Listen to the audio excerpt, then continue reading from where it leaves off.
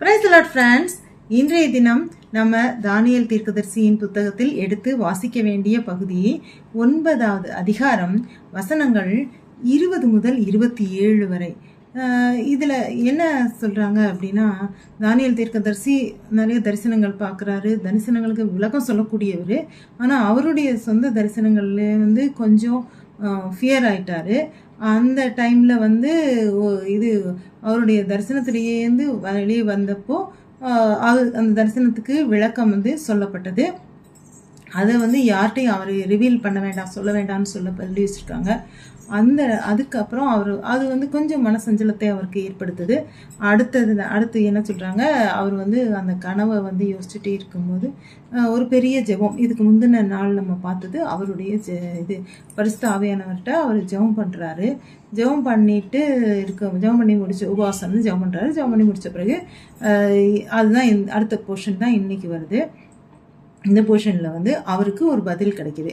அது அவர் சொல்கிறாரு, முந்தின தரிசனத்தில் என்னோட பேசின கேப்ரியல்ன்றவர் ஒரு தேவதூதன்.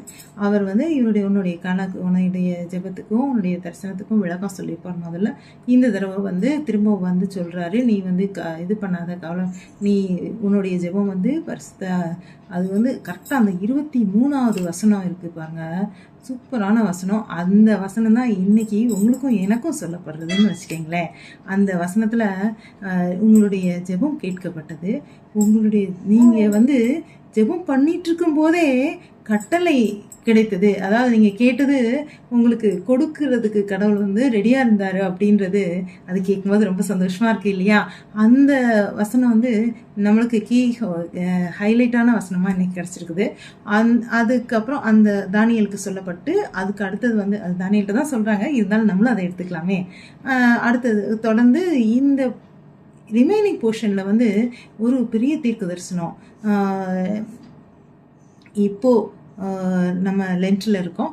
இந்த இது கிறிஸ்து பிறப்பை எத்தனையோ வருஷத்துக்கு முன்னாடி சொல்லப்பட்ட ஒரு தீர்க்க தரிசனமாக தான் இருக்குது. அதில் தீர்க்கமாக யோசித்து அதை பகுதியை வாசி பார்த்தீங்கன்னா, அதில் பரிசுத்த ஆவியானவர் இவர் கன்னிமரிவாள் இடத்துல பிறப்பாங்க, அவங்க இது பண்ணுவாங்க, உலகத்துக்கு வருவாங்க, பாடுபட்டு எல்லாமே மறைப்பொருளாகவும் ஏறக்குறைய நம்மளால் வாசிக்கும்போது புரிந்து கொள்ளக்கூடியதாக கூட அந்த பகுதி இருக்குது. அந்த பகுதியை இந்த அதிகாரம் 27வது வசனம் வரைக்கும் படித்து பாருங்களேன்.